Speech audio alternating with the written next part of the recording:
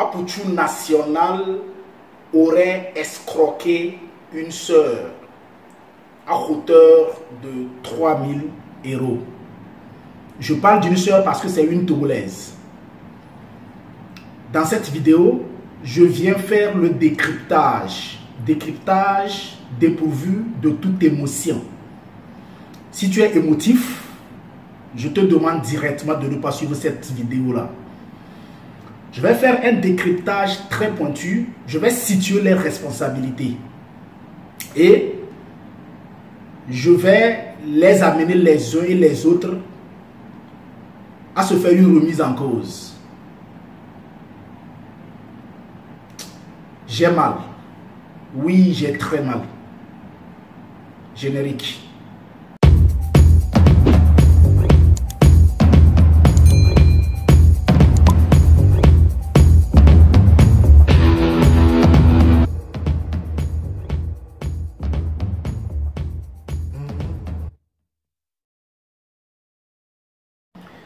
Décryptage dépourvu de toute émotion, comme je le disais.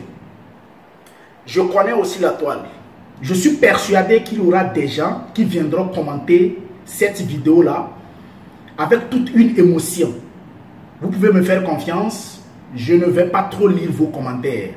Mais cette personne-là qui se sent frustrée, qui se dit homme ou femme prêt à me répondre, je lui demanderai juste de prendre son téléphone, d'allumer sa caméra et de faire une vidéo pour me répondre. Et pour une première fois, je vais lui offrir le buzz. Je vais faire le clash avec cette personne-là. Pas des clashs à deux balles, des clashs où on insulte les mamans. Non, je ne suis pas dans ça.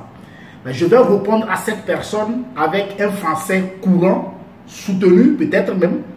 Je vais lui dire des choses qu'on ne lui a jamais dit. Au fait, je vais le laver comme ça se dit. C'est un décryptage logique que je veux faire. Je ne sais même pas par qui je vais commencer. S'il faut commencer par Aputu ou il faut commencer par ma soeur togolaise. Je vais commencer par Aputu. Champion, est-ce que tu es une star? Oui. Je ne vais pas profiter du fait qu'aujourd'hui tu sois dans de mauvais draps pour te dénigrer. Non, je ne joue pas sur ce terrain-là. Oui, tu es une star. Oui, tu t'es fait connu sur la toile. Oui, tu maîtrises ton game. Dire que tu ne maîtrises pas ton game est une aberration et une connotation de jalousie. Pour moi, tu maîtrises ton game. Pour moi, tu fais très bien ton travail. Tu as cette faculté de ne pas avoir froid aux yeux, de dire la vérité aux gens, tout en restant très humoristique. C'est ça qui fait ta particularité. C'est ça qui fait que les gens te suivent. C'est ça qui fait ta force. C'est ça qui fait que moi-même je te suis. Aputu National. Dire que tu ne t'es pas fait révéler sur la toile est une aberration. Tu maîtrises ton game. Tu maîtrises la toile. Aujourd'hui, tu fais partie des vidéastes ou des blogueurs les plus reconnus. Les vidéastes ivoiriens les plus reconnus. Ça, c'est une vérité qu'on peut pas nier. Mais par rapport à ce fait-là, j'ai des reproches à te faire et j'ai à te rappeler quelque chose. Tu sais, à un moment donné, quand la toile te monte très haut, fais beaucoup attention. Parce que les mêmes mecs qui t'ont monté très haut peuvent te laisser tomber. J'ai l'impression comme si tu crois que tu es en train de révolutionner la toile. Non, tu ne révolutionnes pas la toile. Tu t'es fait ton chemin, tu maîtrises ton game, tu fais bien ton travail. Ça s'arrête à ça. Tu n'es pas un expert. Tu ne révolutionnes pas la toile. Parce que j'ai même entendu dire que tu es le berger, les autres sont des moutons. C'est une aberration. Aberration parce qu'aujourd'hui que tu te trouves dans de mauvais draps, ces personnes-là qui peuvent te soutenir ne vont pas le faire. Tu crois avoir révolutionné la toile? Non. Qu'est-ce que tu fais? Tu vends une marque d'habits. Moi, je t'applaudis. C'est ingénieux. C'est louable de voir un jeune à ton âge avoir cette intelligence-là.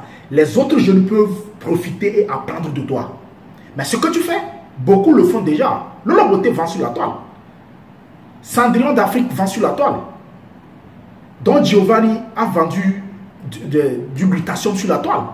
Beaucoup de personnes vendent sur la toile. Aya Robert vend sur la toile. Donc tu n'as pas révolutionné la toile.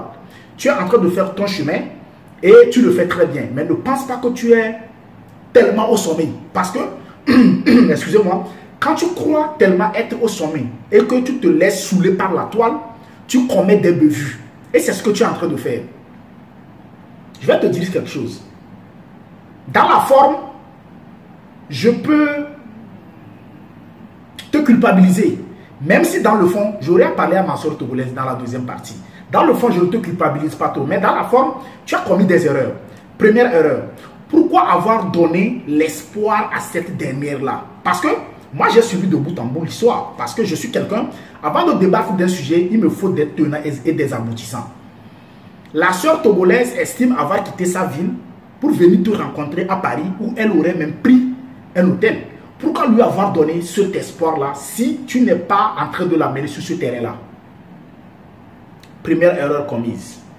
Deuxième chose, les 2000 francs, les 2000 euros que tu lui as demandé pour augmenter sur ta somme que tu as et t'acheter une voiture, c'est un prêt ou c'est un don? Parce qu'en réalité, jusqu'alors, dans les audios que la dame a joué, on ne se rend pas compte si c'est un prêt ou c'est un don.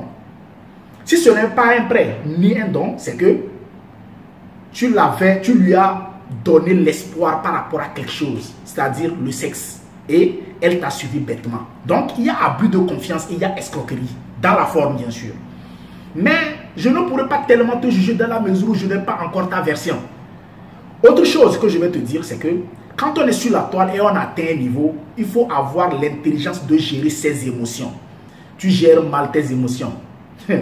Tu gères très mal tes émotions et c'est un communicateur qui te parle. Je vais te l'expliquer. Hier, Don Giovanni a lancé un direct. Direct dans lequel Don Giovanni s'est saisi de ce dossier-là et il a voulu donner sa part de vérité. Malheureusement pour toi, il y a une dame qui appelle dans le direct de Don Giovanni qui demande directement à Don Giovanni de ne pas être impartial. Comme si c'était des menaces. Et la dame, par erreur, dit qu'elle a la version qu'elle a eue de toi. Donc Giovanni lui demande de donner la version. Elle dit non, qu'elle ne va pas donner la version. Elle lui donnera la version dans un de ses directs. Ne commets pas l'erreur de laisser une personne venir te défendre. Parce que la dame, quand elle a appelé dans le direct de Don Giovanni, elle ne s'est pas présentée étant comme ton avocate.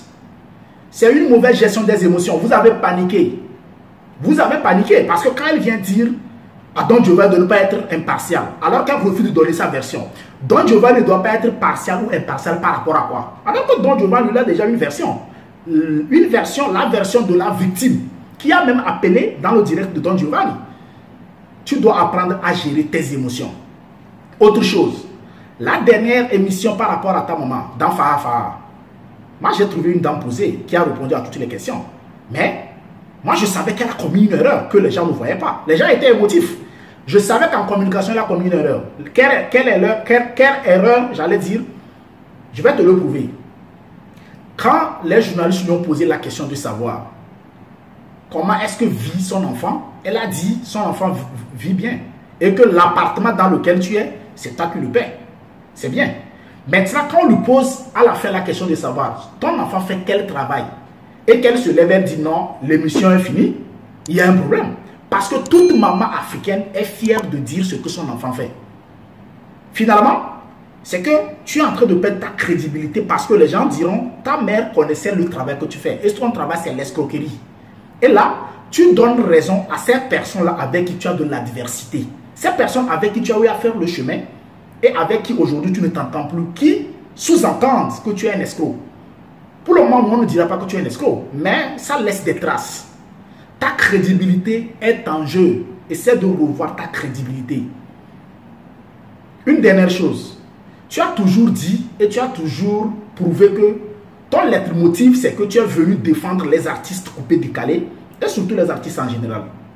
Mais la question qu'on te pose, actuellement, le drap, le mauvais drap dans lequel tu es, la Togolaise, est-elle artiste? Ton leitmotiv que tu nous as souvent brandi est une aberration. Tu essaies de jouer avec nous. Peut-être, au-delà de ça, tu as autre chose que tu fais.